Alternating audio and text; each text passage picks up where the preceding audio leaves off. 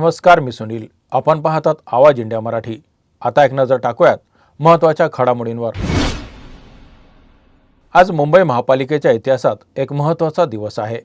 44 वर्षानंतर शहराला भारतीय जनता पक्षाचा महापौर मिळणार आहे. भाजपच्या नगरसेविका ऋतू तावडे आज महापौरपदी विराजमान होणार आहेत. मुंबई भाजप अध्यक्ष अमित साटम यांनी काही दिवसापूर्वी ऋतू तावडेंची उमेदवारी जाहीर केली होती. महापौर पदाच्या निवडणुकीसाठी विरोधी पक्षांकडून कोणीही अर्ज भरला नसल्याने ही निवडणूक बिनविरोध होणार आहे. यावेळी उपमहापौरपदी शिवसेना शिंदे गटाचे संजय घाडी निवडले गेले आहेत. या निवडीमुळे मुंबई महापालिकेवर महायुतीची सत्ता अधिकृतपणे प्रस्थापित होणार आहे. शहरात 1434 दिवस चाललेली प्रशासकीय राजवट आज संपुष्टात येत आहे. महापालिका आता पुन्हा लोकप्रतिनिधींच्या हस्ते चालू होणार आहे. काँग्रेस, मनसे, समाजवादी पक्ष आणि MIM या विरोधी पक्षांचे नगरसेवकी या निवडणुकीस उपस्थित राहणार आहेत.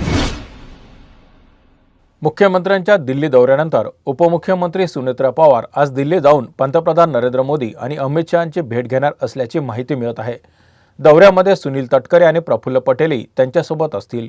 उपमुख्यमंत्री पदाची शपथ घेतल्यानंतर सदिच्छा भेटीसाठी हा दौरा असल्याचं उपमुख्यमंत्री कार्यालयाकडून सांगण्यात आलं आहे. यावेळी राजकीय वर्तुळात राष्ट्रवादी काँग्रेस पक्षाच्या विलिनीकरणाच्या चर्चाही जोर धरत आहेत. राज्यातील मित्र पक्षांसोबत याबाबत चर्चा सुरू असल्याची माहिती मिळत आहे.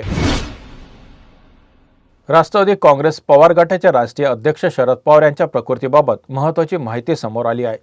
गेल्या 3 दिवसापासून त्यांच्यावर पुण्यातील रुबी हॉल क्लिनिकमध्ये उपचार सुरू आहेत. छातीत कफ साचल्यामुळे त्यांना श्वास घेण्यास आणि बोलताना त्रास होत होता. वयोमान लक्षात घेता कोणताही धोका टाळण्यासाठी त्यांना तातडीनं रुग्णालयात दाखल करण्यात आलं आहे. रुग्णालयात दाखल झाल्यानंतर तज्ज्ञ डॉक्टरांच्या देखरेखीखालील विविध वैद्यकीय तपासण्या करण्यात आल्या असून औषध उपचारांद्वारे छातीतील कफ कमी करण्यावर उपचार सुरू आहेत.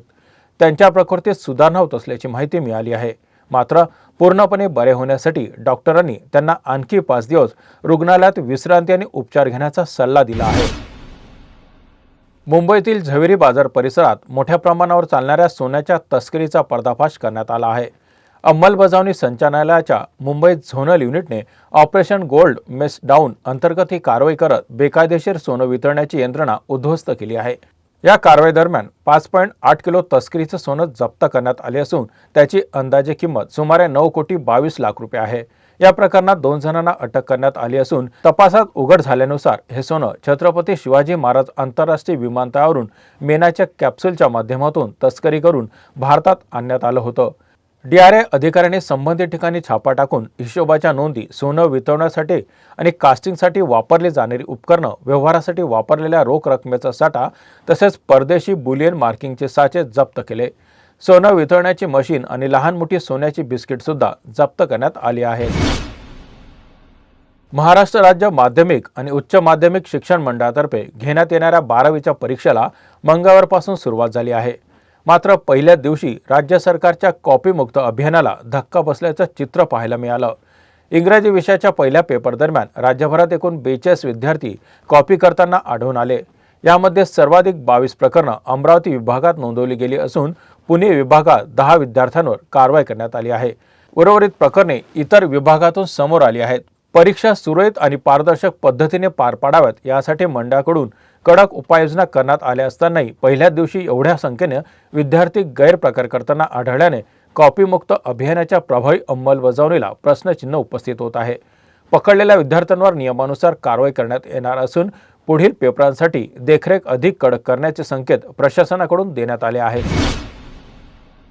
महाराष्ट्रात थंडी हळूहळू संपत असून उन्हाची चाहूल जाणवत आहे.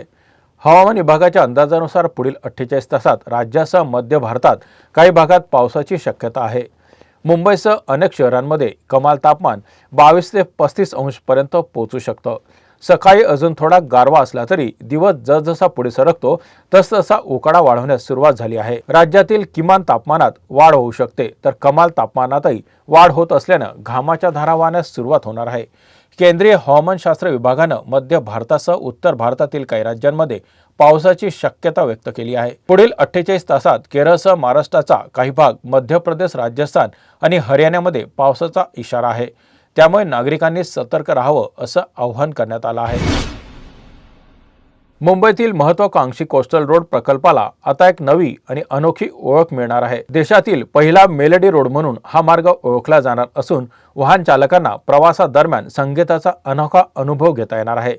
दक्षिण मुंबईहून उत्तरेकडे जाणाऱ्या कोस्टल रोडवर मरीन ड्राईव्ह बोगद्यातून बाहेर पडल्यावर अमरसन्स गार्डन ते ब्रिज कँडी दरम्यान सुमारे 700 मीटर अंतरावर हा संगीतमय रस्ता तयार करण्यात आला आहे। या मार्गावरून वाहन ताशी 80 किलोमीटर वेगाने चालविल्यास स्लमडॉग मिलेनियर चित्रपटातील जगप्रसिद्ध जय हो या गाण्याची धून ऐकणार आहे।